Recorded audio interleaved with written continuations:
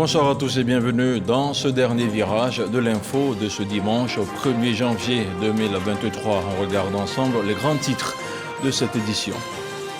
Nouvelle année, nouveau discours à la nation et des orientations. Samedi soir, le chef de l'État, le président Alassane Ouattara, s'est adressé aux populations ivoiriennes. Il a dressé le bilan de l'année écoulée. À suivre dans cette édition le décryptage de son adresse politique dans quelques instants. Le Nouvel An a été célébré partout sur l'ensemble du territoire national. Les Ivoiriens étaient partagés entre les prières à l'église, les feux d'artifice géants et les concerts artistiques aux quatre coins de la ville d'Abidjan. L'intérieur du pays n'est pas resté en marge de la célébration. Et puis 13 migrants marocains ont été retrouvés morts après le naufrage de leur embarcation au large des côtes marocaines. Leur bateau de fortune se dirigeait avec ses 45 passagers vers les Canaries, une destination que tentent de rejoindre de plus en plus de migrants africains.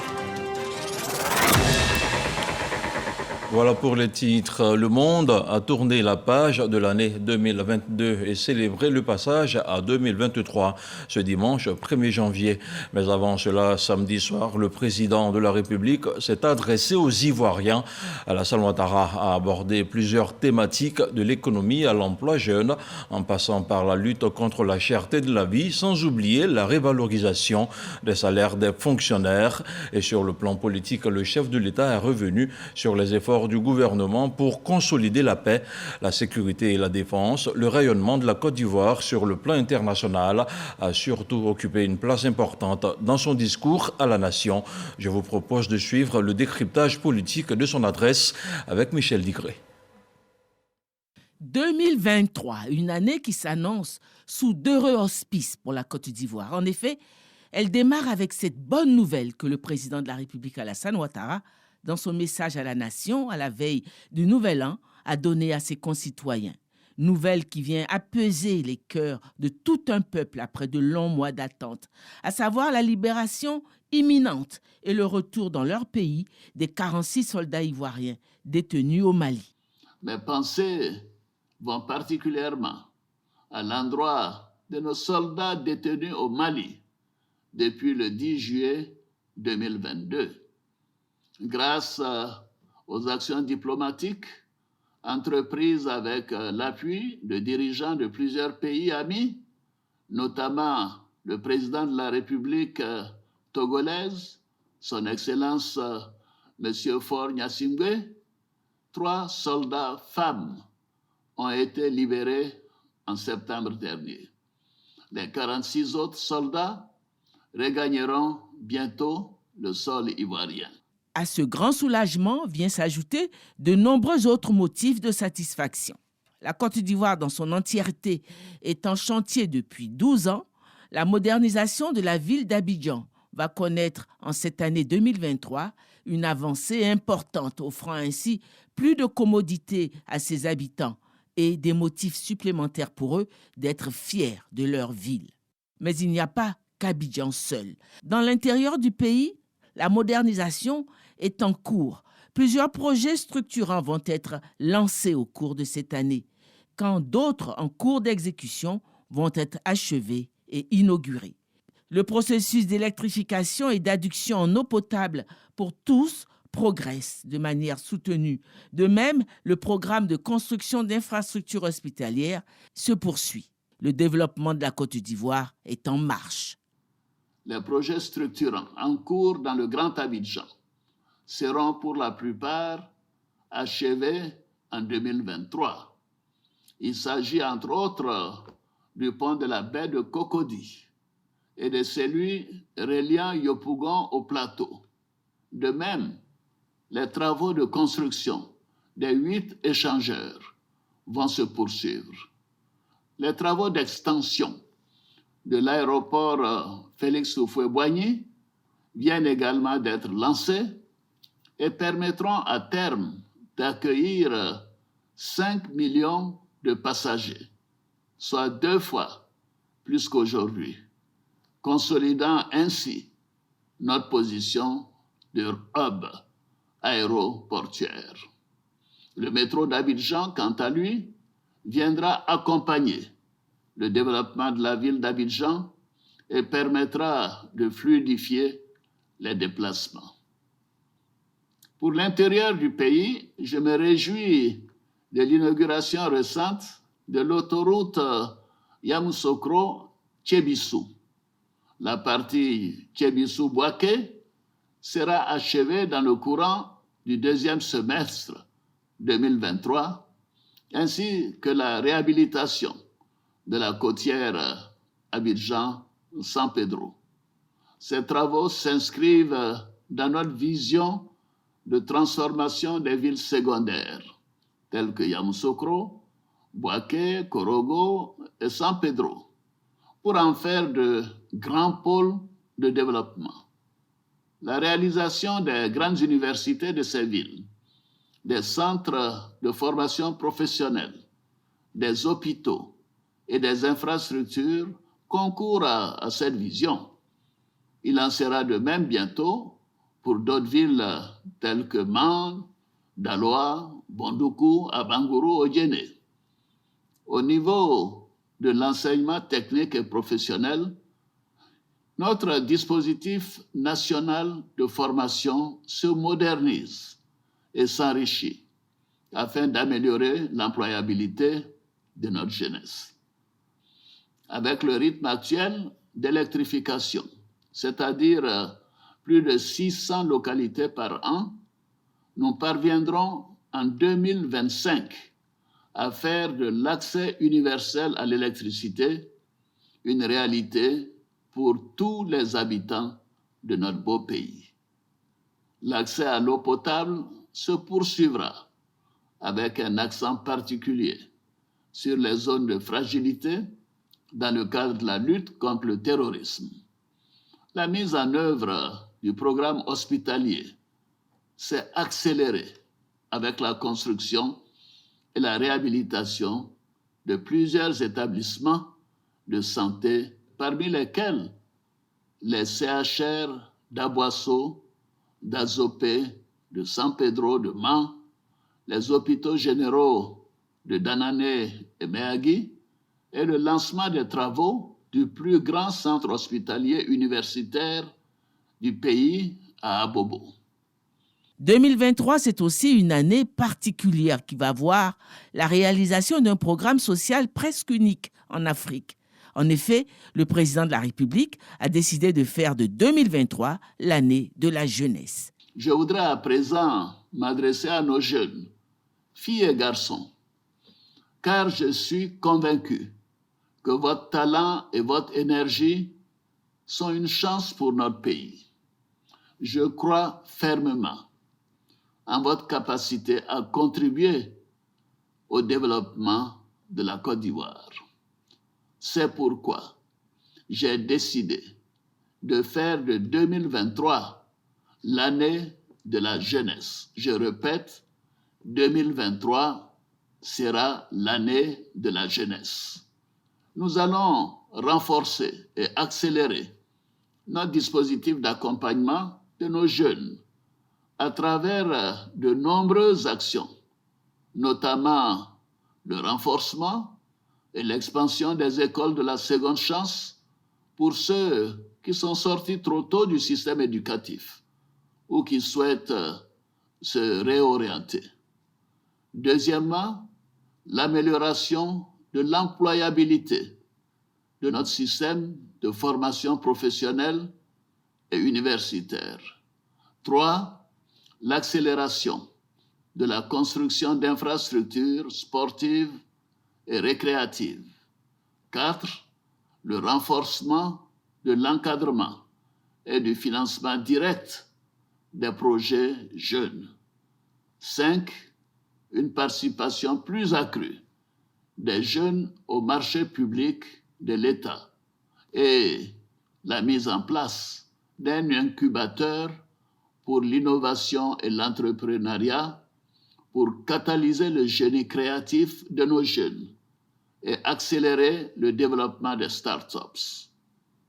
Par ailleurs, chers jeunes, nous comptons renforcer notre dispositif de soutien et de financement des PME, avec la mise en place d'une dotation spéciale pour garantir les prêts aux PME.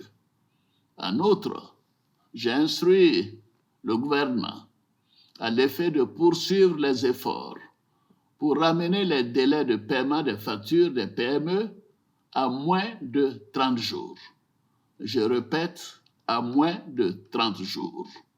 Ces efforts devront s'étendre aux sociétés d'État et aux établissements publics nationaux.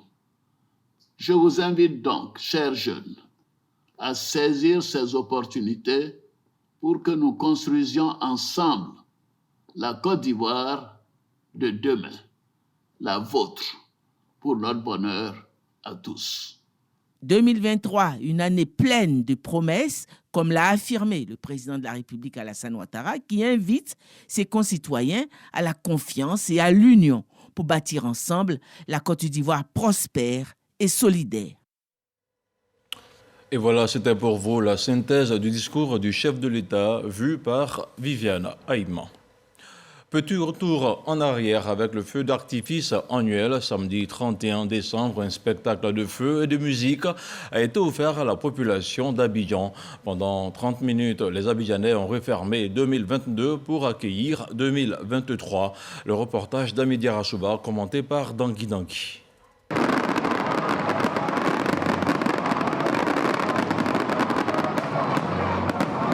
Explosion de couleurs dans le ciel abidjanais au moment où apparaissent les premières lueurs de la nouvelle année. Depuis le pont des Gaules ou ailleurs, ils sont des milliers à suivre cette édition de feux d'artifice placée cette année sous le thème « La Côte d'Ivoire solidaire et unie ». Des couleurs dans le ciel au rythme des crépitements et de donations. Les spectateurs ont eu droit à une demi-heure de show lumineux. C'est impressionnant. Chaque année, c'est encore plus beau, plus innovant. Cette année, c'est exceptionnel. Chaque année, on revient, ça fait 7 ou 8 ans que je viens voir le feu d'artifice. Chaque année, en revenant, on espère voir de mieux en mieux. Et là, c'était très fort. Chantal Camara, représentant la première dame Dominique Ouattara, marraine de cette cérémonie, a exprimé toute sa joie de partager ces instants de convivialité avec le public. Moment de joie et de réjouissance, il est aussi une grande occasion de retrouvailles et de fraternité vraie. Une occasion de rassembler les Ivoiriens et Ivoiriennes dans un élan de solidarité et de partage. Les feux que vous verrez dans le ciel sont le symbole de la grande lumière qui est en chacun de nous. Frères et sœurs, la lumière, c'est la paix. La paix, c'est la joie. La joie, c'est l'équilibre. L'équilibre, c'est la stabilité. Vive la lumière de Dieu sur notre pays. Depuis 12 ans, le passage à la nouvelle année à Abidjan se fait sous un ciel illuminé. À Ferkessédougou, chef-lieu de la région du Tchologo, on a aussi célébré le passage à l'an 2023. Une célébration sobre avec une pensée pour les 46 soldats ivoiriens encore détenus au Mali. Le ministre d'État, ministre de la Défense, Téné Birahima Ouattara, et la population ont placé la nouvelle année sous le signe de la paix. Kader Sogodogo. Ferkessédougou, il est 0 heure. Le passage en 2023 est illuminé par des feux d'artifice, un moment spécial qui est célébré de différentes manières. Résidence du ministre d'État, Téné Birahima Ouattara. Des proches, dont le ministre de l'Enseignement supérieur et de la Recherche scientifique, Adama Diawara, et le maire de Kong, Abdraman Berté Timoko. En sa qualité de ministre de la Défense, il reste solidaire de ses enfants, les 46 soldats retenus au Mali. Il a une pensée spéciale pour eux. Que cette année soit une année de bonheur, de paix, de santé pour toutes les populations vivant en Côte d'Ivoire. J'ai une pensée toute particulière pour les 46 soldats encore détenus au Mali. Je voudrais leur adresser mes vœux de bonnes et heureuses années, de santé, et les assurer que la libération est très prochaine. Le président de la République, chef suprême des armées, met tout en œuvre pour que leur libération se fasse le plus rapidement possible, et je peux les assurer que cela interviendra très rapidement. Il a également une pensée pour les familles des soldats détenus. Cela fait bientôt 6 mois que leurs enfants, leurs époux, leurs pères sont détenus au Mali. C'est une situation que ces familles ont vécue avec beaucoup de dignité et je voudrais leur adresser les félicitations et les remerciements du président de la République pour l'attitude qui a été la leur. Présent, le ministre Adama Diawara a des vœux pour la jeunesse en formation. À l'endroit de l'ensemble des acteurs du système éducatif de façon générale et de façon particulière à l'endroit des acteurs du sous-système enseignement supérieur et recherche scientifique, je souhaite l'énergie nécessaire pour pouvoir relever tous les défis qui se posent à notre sous-secteur et pour faire en sorte donc que ce sous-secteur puisse remplir les missions à lui assignées par le chef de l'État. Un autre lieu a fait que Kédougou, l'administration, les élus, les guides religieux et les chefs traditionnels sont avec le préfet de région, Sori Jean-Pierre, pour récompenser les meilleurs acteurs de la région du Djologo. 5 au total. Chacun d'eux empoche 1 million de francs CFA. Pas mal pour démarrer l'année. Le reste de la population, rassemblée à la place Ado, a eu droit à un concert géant du groupe Magic System. C'était en guise de bonne année 2023. Retour à Abidjan, plus précisément dans la commune d'Abobo, où un feu d'artifice et un spectacle grandiose a été offert aux populations. Une idée du conseil municipal pour rassembler toutes les entités de la commune dans un esprit de cohésion sociale. William Skakou, Issa Chonayo. Venus de tous les quartiers d'Abobo, les populations prennent d'assaut l'espace Anador pour assister à la grande fête offerte par la ministre d'État Kandia Kamara, maire de la commune.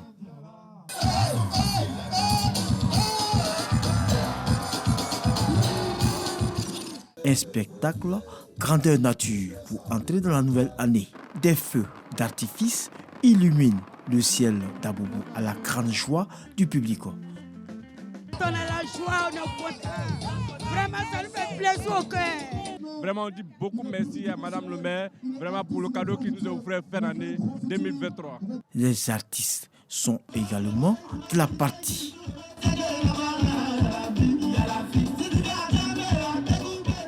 Un moment de rapprochement, de communion qui vise à consolider les acquis de la commune et d'en faire un cadre convivial. Nous souhaitons pour cette brave population d'Abobo davantage de paix et de sécurité. Nous leur souhaitons la santé, une santé de fer, la prospérité, la joie de vivre, le bonheur. Que 2023 soit l'année de l'accomplissement pour chaque habitant et chaque habitante de la commune d'Abobo, mais aussi pour tous les Ivoiriens. Cette ambiance féerique s'est poursuivie tard dans la nuit dans toute la commune. Les populations de Bondoukou et de Tanda ont également eu droit à un feu d'artifice, un don du ministre d'État, ministre de l'Agriculture et du Développement rural. Il s'agissait pour Kobena Kwasi et Djoumani de permettre aux populations de terminer l'année en beauté. Un reportage d'Herman Yamia. Un feu d'artifice dans le ciel de Bondoukou, un autre dans celui de Tanda. Le passage de 2022 à 2023, célébré dans l'allégresse par les populations du Gondougou. Désormais une tradition, le ministre d'État, ministre de l'Agriculture et du Développement rural, Kobena Kwasi Adjoumani, a offert ce spectacle à ses parents afin de leur permettre de terminer l'année 2022 en beauté. Chaque fois qu'il nous a donné l'occasion de venir égayer nos populations, nous le faisons. Et c'est la énième fois que nous faisons des feux d'artifice à l'occasion de la nouvelle année. Les populations n'ont pas boudé leur plaisir. Portable en main, elles enregistraient chaque séquence des détonations du feu d'artifice qui illuminait le ciel. C'est chic, on est venu regarder. Très content même. 31, au revoir 2022, bienvenue 2023. Moment de grande communion, les populations sorties nombreuses pour assister à cet événement haut en couleur ont pu bénéficier de prestations des artistes très en vogue dans la région.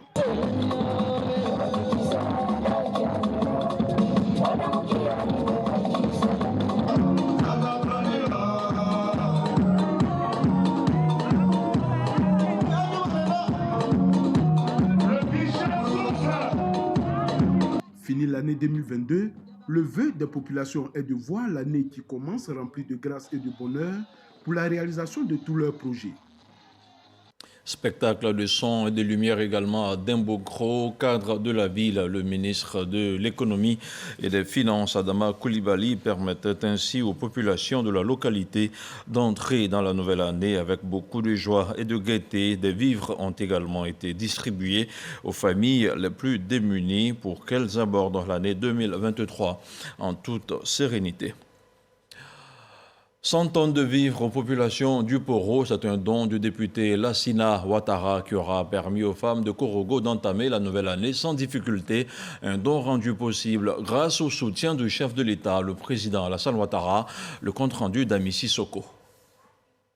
Une fois encore, l'honorable Lassina Ouattara fait parler son cœur à Korogo pour permettre aux femmes de sa circonscription de passer d'agréables moments en cette période de fête de fin d'année. Il leur offre des kits alimentaires essentiellement composés de riz et pâtes.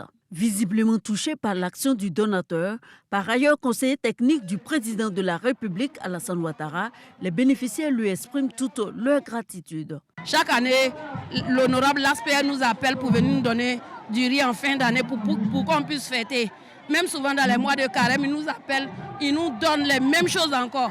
C'est une bonne occasion pour la fête parce qu'il y a plein d'hommes qui ne peuvent pas payer ce riz-là.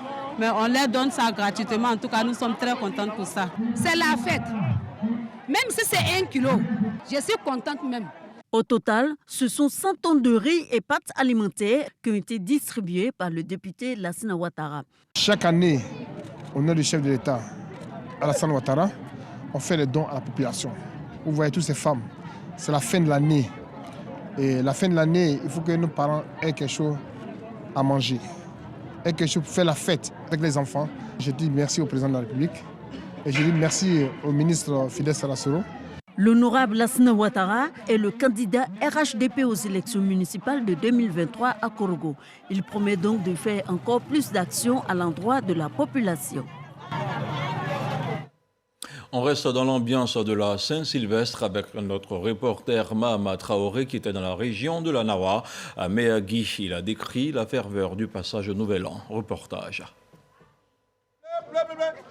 Au marché central de Méagui, il faut donner de la voix pour espérer écouler ses têtes de poulet en ce dernier jour de l'an 2022. Ici et là, clients et commerçants négocient les prix. Pas toujours facile de trouver un terrain d'entente.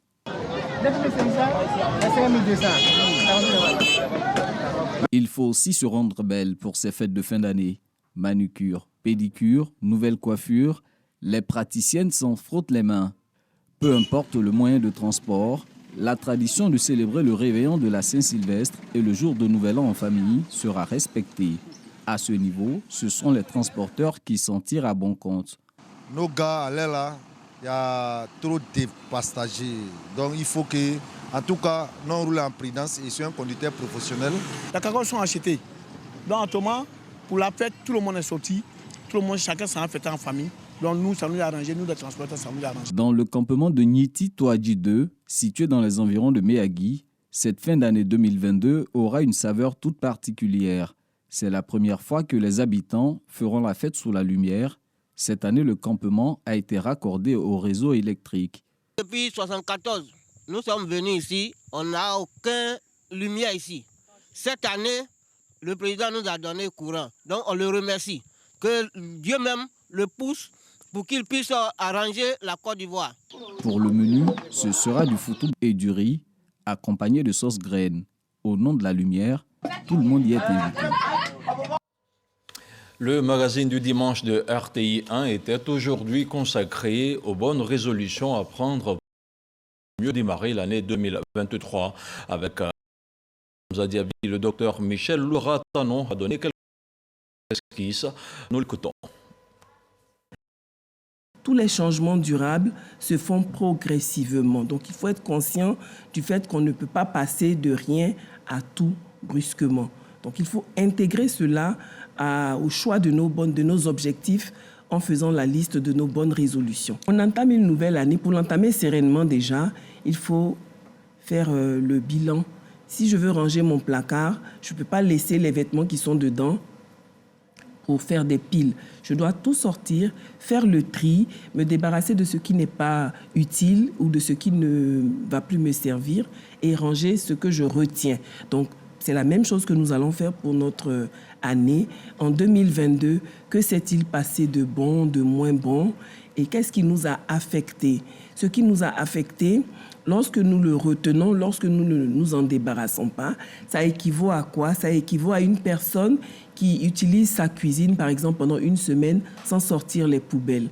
Donc, on parle de poubelles de déchets domestiques, mais il y a aussi des poubelles émotionnelles qu'il faut sortir. Ces poubelles émotionnelles-là, elles existent dans la vie personnelle, dans la vie familiale et aussi dans la vie professionnelle. Si j'ai un environnement professionnel qui est difficile pour moi parce qu'il y a beaucoup de pression, il y a beaucoup de stress, il y a des poubelles émotionnelles aussi à sortir en discutant de tout ça avec mes collègues, en leur demandant des astuces pour gérer ce que je n'arrive pas à gérer émotionnellement, ne serait-ce que sur l'organisation du travail, la gestion du temps, qui sont deux éléments importants pour rendre productif un travail dans le cadre professionnel.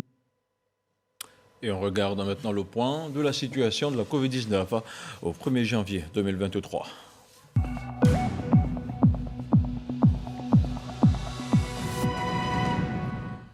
Le ministère de la Santé, de l'Hygiène publique et de la couverture maladie universelle a enregistré ce dimanche 1er janvier un nouveau cas de Covid-19 sur 189 échantillons prélevés, soit 0,5% de cas positifs, 0 guéris et 0 décès. À la date du 1er janvier 2023, la Côte d'Ivoire compte donc 87 942 cas confirmés, dont 87 100 personnes guéries, 831 décès et 11 cas actifs. Le nombre total d'échantillons est d'1 663 631. Le 31 décembre, 9 714 doses de vaccins ont été administrées, soit un total de 24 115 466 doses du 1er mars 2021 au 31 décembre 2022. Le ministre de la Santé et de l'Hygiène publique et de la couverture maladie universelle invite toutes les personnes de plus de 12 ans à se faire vacciner. Il rappelle que le vaccin contre la Covid-19 est gratuit et volontaire. L'embarcation est entrée en collision avec un rocher après une dizaine de minutes. Après son départ et a chaviré au Maroc. 13 migrants ont été retrouvés morts et 8 autres sont encore portés disparus. 24 autres migrants, dont un mineur, ont été secourus, a précisé vendredi soir un site d'information marocain citant des sources anonymes à Merlette, ville côtière au sud du royaume. En regardant maintenant l'actualité internationale, le 7 sur 7 a une compile réalisée par Michel Digré.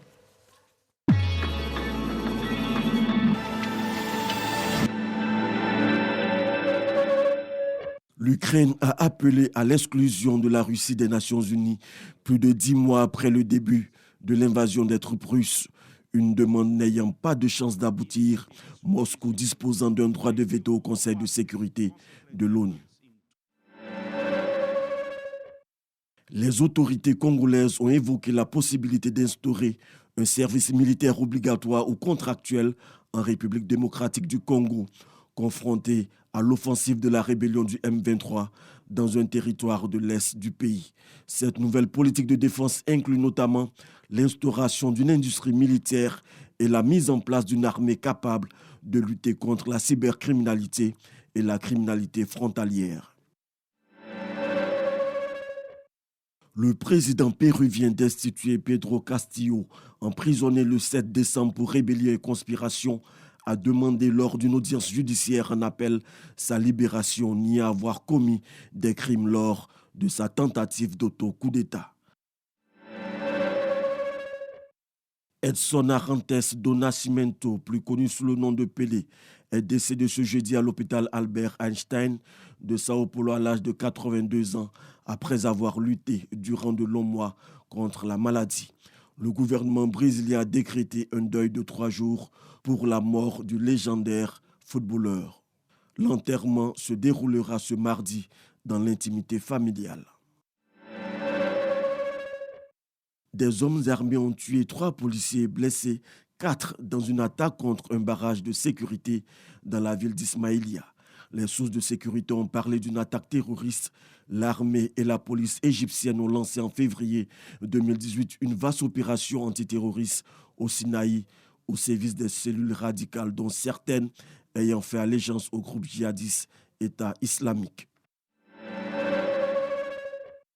L'ancien pape Benoît XVI est décédé dans sa résidence au Vatican à l'âge de 95 ans, près d'une décennie après avoir démissionné en raison d'une santé fragile. Il a dirigé l'Église catholique pendant moins de 8 ans avant de devenir en 2013 le premier pape à démissionner depuis Grégoire XII en 1415. Au moins 9 personnes ont été tuées et plusieurs autres blessées lors d'une bousculade dans le centre commercial de la capitale ougandaise Kampala au moment de la célébration du Nouvel An. Selon le porte-parole de la police, les secouristes sont arrivés sur les lieux et ont transporté de nombreux blessés à l'hôpital.